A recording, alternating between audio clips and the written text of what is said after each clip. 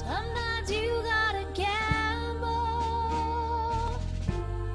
so you can win. This record is different from other ones I've made that I took on the task of producing it myself, which definitely was a first for me.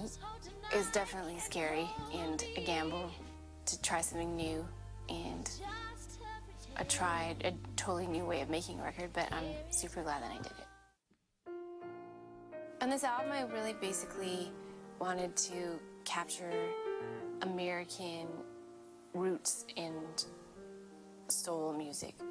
I'm a fan of a lot of music, but on this record I tried to really narrow it down to old school stuff that I really like in terms, old school soul, people like Aretha Franklin and Ray Charles, and then on the other side of it, some old school Americana and folk music in the vein of John Prine and Emmylou Harris, and just songwriter stuff like Bob Dylan and Leonard Cohen and Bruce Springsteen and Gordon Lightfoot and those kind of people. That's definitely a lot of things to cover on a record. So I definitely knew I needed a band that had a diverse amount of tricks up their sleeve. The band really ranges in players as in terms of what genres they play, from like country to jazz to blues to folk, singer-songwriter kind of stuff, R&B, soul, really the gamut of what I was going for in terms of the genres that I'm borrowing from for this record. I just really wanted to see what would happen if we just had the whole band play together for a week, hang out together for a week, joke around, laughed our heads off, had barbecues, you know, hung out in the Green Lady together. Then when we went into the studio, we'd already sort of figured out what we wanted to do, and it's just a matter of listening to each other and really concentrating on just the vibe of the song. Whereas when you just bring in session players, first off, everyone wants to do this perfect job, but they don't think about the vibe, and they don't necessarily have a vibe with other players. They might not have ever met the other players. So I felt like it was important to have a vibe in each song.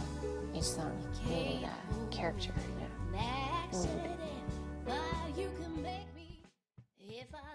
The title of my record is Love and Other Messes, and it's on the one hand a little bit tongue-in-cheek, and people sometimes laugh when I'm on stage and announce that that's the title.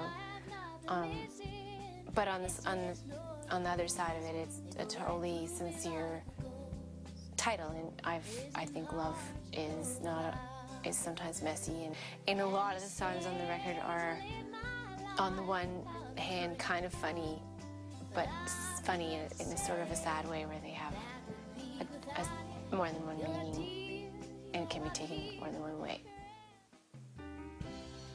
For instance, like a song called Everybody Sings in Nashville is, on the one hand, mocking that whole American dream thing, but on the other hand, it's a really sincere and earnest story of a girl who has a dream and tries to make it come true, and that's really what we're all doing.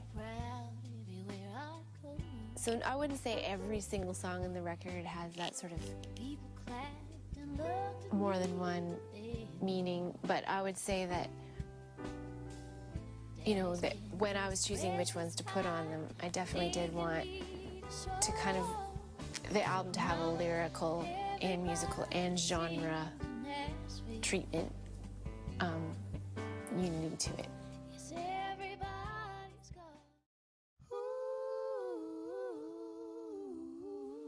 Well, I was at a music conference and at a big hotel in Memphis, and we were jamming. We were out on a stairwell between floors, and my friend Matt and I started singing this wordless melody. And James, my bass player, who co-produced Love and Other Messes with me, I persuaded him to record the melody at some point so we wouldn't forget it. And then a couple of months later, Matt and I were on tour, and we decided that we would finish writing the song. So we were at my house late at night and finished it at about 4 in the morning, and then drove to Calgary and recorded it the next afternoon.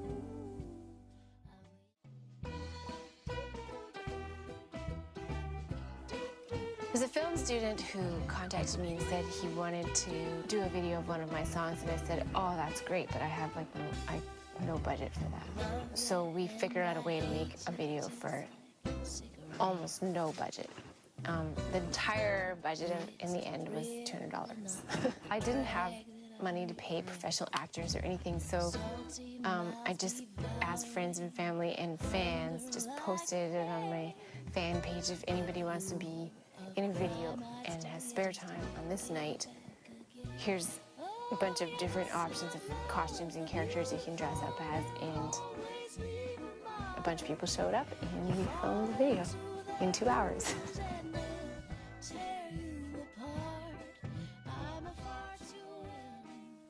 It was, it's always, the real test is to see what other people will have to say about it, and I am really happy with the fact that unanimously between fans and friends and the press and reviews and my own peers, everyone has said it's my best work to date, and I do feel like it's a definite milestone and an achievement in my own career and my life. I'm glad that the scary risk that I took ended up being a good gamble, at least this time around. Sometimes you